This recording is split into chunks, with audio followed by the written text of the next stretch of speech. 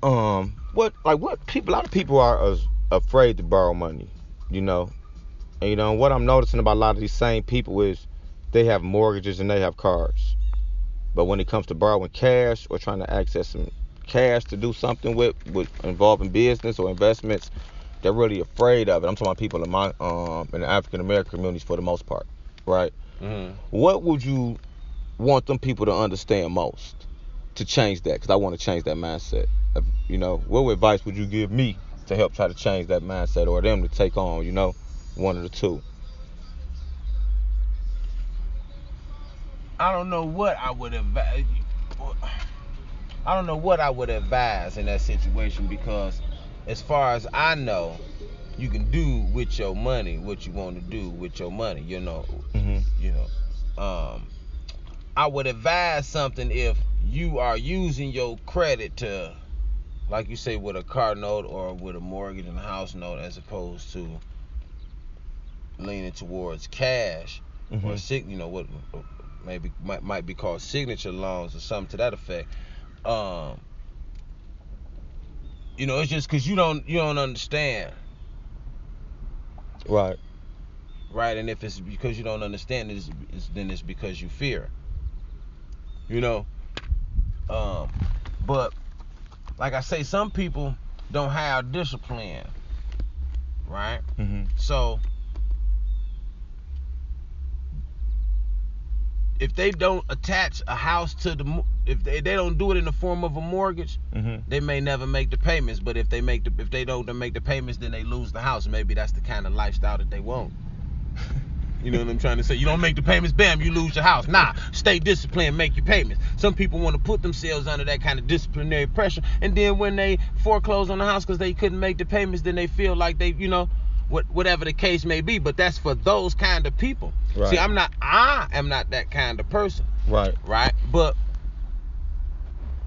I come up under I have a different need. Right. Or I have a different Okay, well, what about someone, because some people got the desire to get up out of these dynamics, you know what I mean? But they just used to them because that's all they know, like you were saying. They haven't been taught other ways, so they fear the other ways, you know what I mean? Right. And that's really what, instead of posing a question to you, I'm going to say this, that's really what we about in your life as a business, showing you how to get out of that fear. Because once you know something and understand it, you ain't going to fear no more. And that's what this is about, Yeah. Man, everything is about your awareness level, right? Mm-hmm. Now, here is the I don't want to say the kicker, but here go one of the pivots. Research. Mm-hmm. Research is not done with your imagination Exactly. as much as we would like it to be. In other words, you don't know how a bank runs just by thinking about how a bank runs and operates in your mind. Exactly. And you don't know how a bank operates based on somebody else's experience. Definitely not. The first thing you have to know before you engage in, we're going to say, business with the bank, is to find out how the bank works. Why does the bank exist? And so this is a more solid way to approach doing business with a bank. I think people walk into the world having some idea that the world is responsible for teaching them what they need to know. Okay. And that is not the truth.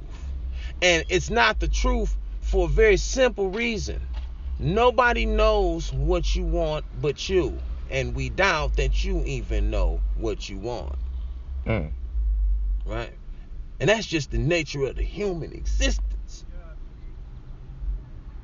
Follow what I'm trying to say? Mm-hmm. But what I want to just emphasize here is that what you want changes as you get older or as you have more experiences. In other words, as you learn more about what's going on.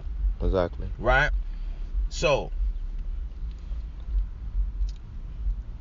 I think, and a lot of this has like a lot to do with how you was introduced to it.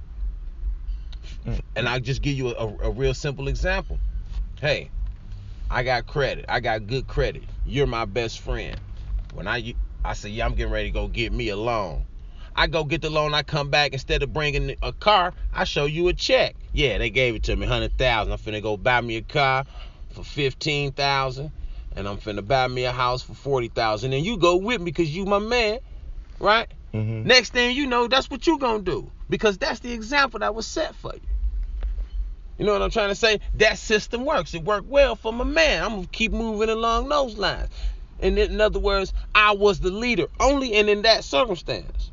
You know, so it's a bunch of different variables that's affecting this situation. That's why I don't necessarily know how to call it. Exactly. In terms of, or how to, you know, because it's not necessarily a blame or fault or right or wrong here. No, right? It's not. But it is an instance of finding, it does bring into question or to highlight the issue of finding out what it is that you want to be doing, and then investigating what it takes to accomplish those things, and do as much about in terms of investigating as you possibly can, and then play with what you find.